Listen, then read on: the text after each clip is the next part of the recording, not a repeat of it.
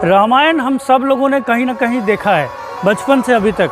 रामायण के काफ़ी सारे चरित्रों के बारे में भी हम लोग जानते हैं और उसी में से एक चरित्र है अहिल्या माता का, जिसके बारे में बहुत कम लोगों को पता होगा। तो कौन थी अहिल्या माता, क्या संबंध था उनका रामायण में और क्या परिप्रेक्ष्य है उनका रामायण को लेके।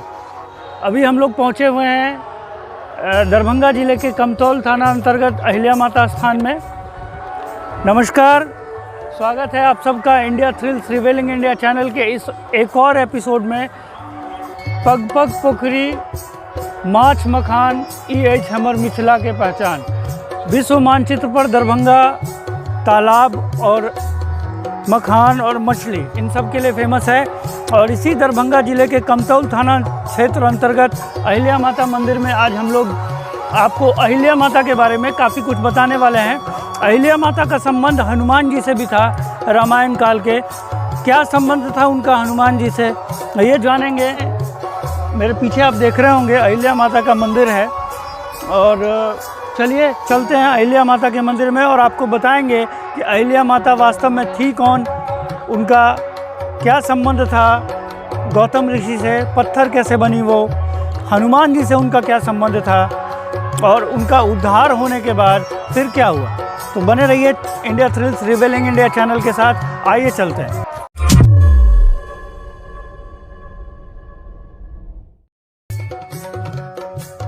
यह है अहिल्या माता का प्रवेश द्वार और पुराणों में पंचकन्या का विवरण मिलता है। उस पंचकन्याओं में सीता माता, मंदोदरी, तारा जो बाली की पत्नी थी, द्रौपदी, और उसमें से पंचकन्याओं में से एक माता अहिल्या। मंदिर का यह प्रवेश द्वार, ये अभी आप देख रहे होंगे प्रवेश द्वार पर, छुअत चरण से शिला को रघुनायक तत्काल, पद रज लगते ही हुई गौतम तिय निहाल। ये अहिल्या उद्धार स्थल है और कहते हैं कि अहिल्या माता ब्रह्मा जी की मानस पुत्री थी और वो काफ़ी सुंदर थी, तो सभी उसे विवाह करना चाहते थे। तो ब्रह्मा जी ने एक शर्त रखी कि जो विश्व की सबसे पहले परिक्रमा करके आएगा उसी से उनकी शादी होगी। तो कहते हैं कि महर्षि गौतम जो थे, जो उनके पति थे, वो कामधेनु गाय की सेवा कर रहे थे, तो उसके चक्कर लगा रहे थे। तो इंद्र ने सबसे पहले परिक्रमा कर ली थी, लेकिन ब्रह्मा जी ने शास्त्रों के हिसाब से ये माना कि जो गाय की परिक्रमा सबसे पहले कर लेते हैं उनसे फिर उनकी शादी कर दी। और चूँकि इंद्र का एक लगाव था माता अहिल्या से, तो कहीं कहीं पर वर्णन है कि इंद्र ने जो है वो गौतम ऋषि का रूप धर के और उनका सतीत्व स्त्रीत्व भंग किया था। और कहीं कहीं यह भी वर्णन है कि माता अहिल्या को पता चल गया था कि इंद्र भगवान है, तो उनको एक अंदर से घमंड भी हो गया कि भगवान इंद्र खुद मेरे प्रति आसक्त हुए हैं, तो उन्होंने भी इसकी सहमति दे दी थी। लेकिन बहुत जगह ये भी है कि इंद्र ने जो है वो छल से जो है गौतम ऋषि का रूप धारण करके और उनका स्त्रीत्व भंग किया था। तो जिसकी वजह से गौतम ऋषि को जब ये पता चला तो उन्होंने माता अहिल्या को श्राप देकर पत्थर बना दिया था। और यहाँ पर एक चरण भी है, देखेंगे आप, भगवान श्री राम का चरण। कहते हैं कि जब जनकपुर यहाँ से जा रहे थे तो जहाँ जहाँ की मिट्टी है वहाँ वहाँ से ये चरण बना हुआ है। ये वास्तविक उनका चरण नहीं है, तो अनेक तीर्थों के पवित्र मिट्टी से ये चरण बना हुआ है।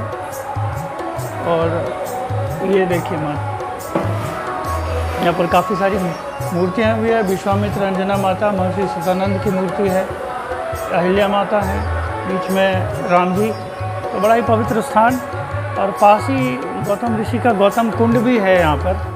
माता अहिल्या का यह स्थान और मंदिर के सामने ही आपको मनोकामना सिद्ध हनुमान जी का मंदिर है और ऊपर माता अहिल्या का कोवर होने, ये एकमात्र ऐसा मंदिर है यहाँ पर महिला जो है वो पुजारी है। जब भगवान राम वापस लौट के आए थे तो यहाँ पर रुक के गए थे और ये कोवर स्थान बना हुआ है भगवान श्री राम और माता सीता का।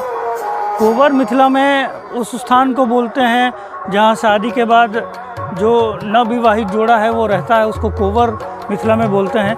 और ख़ास करके वो श्रृंगार के काफ़ी सारे सामान वहाँ रहते हैं, तो वो आपको इसमें दिख रहा था माता सीता का। अभी इस अहिल्या माता मंदिर में, जहाँ पर मैंने अभी आपको बताया था कि महिलाएं जो है वही पूजा करती हैं यहाँ पर। और रामनवमी के दिन यहाँ पे बैंगन का भार भी चढ़ाया जाता है। तो जो मस्सा है, जिसको इंग्लिश में वॉट बोलते हैं, तो उसको अगर किसी के चेहरे पर वो है तो उसको दूर करने के लिए यहाँ पे भार चढ़ाया जाता है। अच्छा, अभी इनसे हम ज़रा पूछते हैं कि आगे मंदिर के बारे में थोड़ा जानकारी लेते हैं और आगे भी आपको बताएंगे। हाँ। अहिल्या माता जो है ये ब्रह्मा जी की पुत्री है, बेटी। ये 5 बहन हैं, अहिल्या, तारा, कुंती, मंदोदरी, द्रौपदी, 5 बहन हैं। इनके जो शिक्षा गुरु हैं वो भी गौतम ऋषि ही हैं। गौतम ऋषि से ही इनको शिक्षा प्राप्त हुआ है, क्योंकि ये बहुत सुंदर थी, तो इनके जन्म से ही इनके विवाह पे बात विमर्श चलता था कि देवता आपस में कहते थे हम करेंगे तो हम करेंगे। तो ब्रह्मा जी को लगा कि सबसे अच्छा स्थान इनके शिक्षा ग्रहण के लिए गौतम ऋषि के पास ही है, क्योंकि गौतम ऋषि का 5 इंद्रिय जो था वो अपने वश में था। लोभ, मोह, क्रोध जो भी होता है वो अपने वश में था।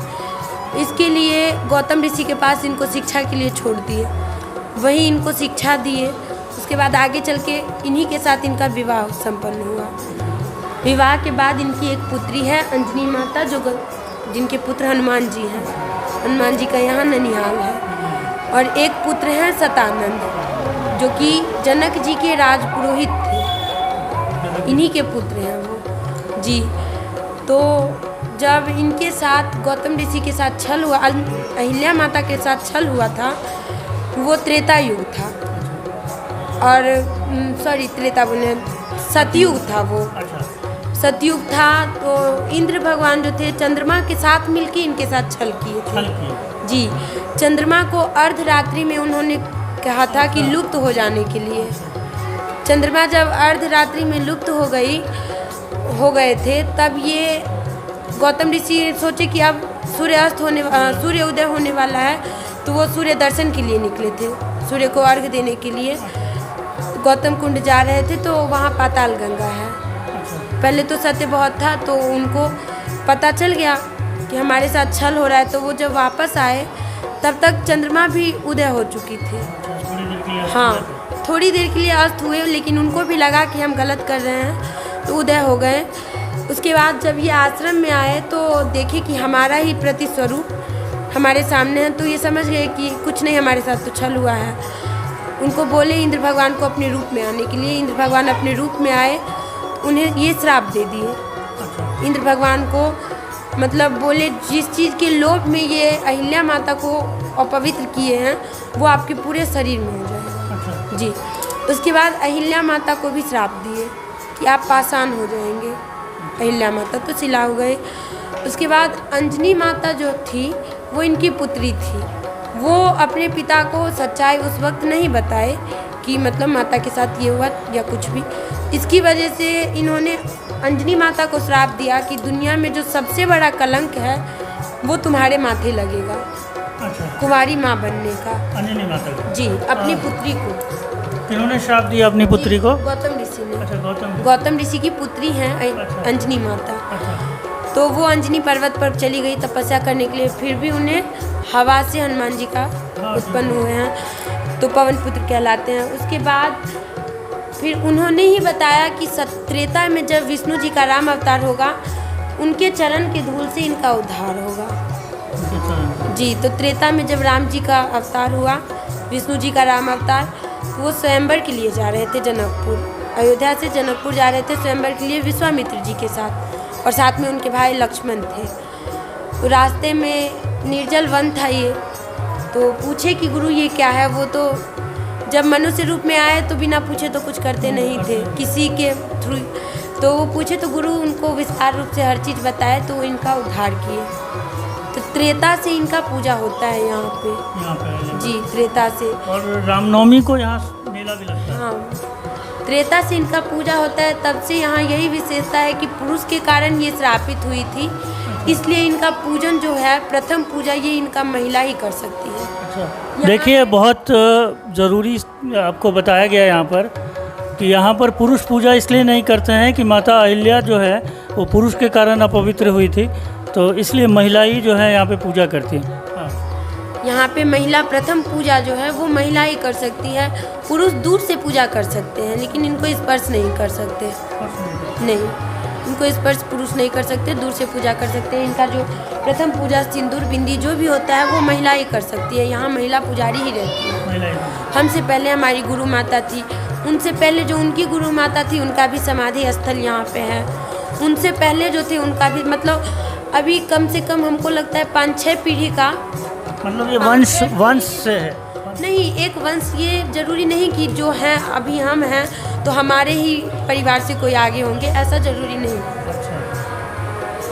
कोई भी बन सकते हैं, जो शरीर जो मतलब अपना सब कुछ त्याग सकते हैं, मोह माया घर परिवार, वो यहाँ आके रहेंगे।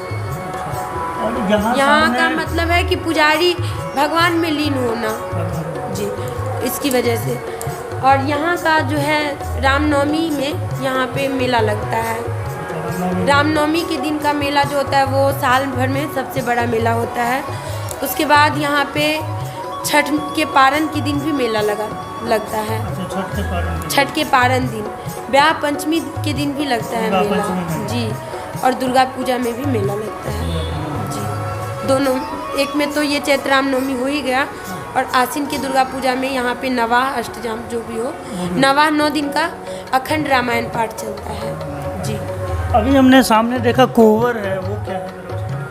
कोवर वो है ग्रामीण गुरुद्वारा, उसमें सिया जी का, सीता जी और राम जी का कोवर बनाया गया है। तो कभी राम सीता जी वापस आए थे विवाह के बाद यहाँ पर? इतना तो हम नहीं बता सकते, हम इस मंदिर का खास बता सकते हैं। इस मंदिर में इस अहिल्या माता का तो आप जान ही गए हैं।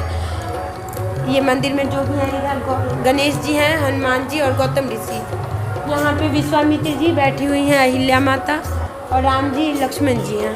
उधर अंजनी माता, हनुमान जी और सतानंद हैं।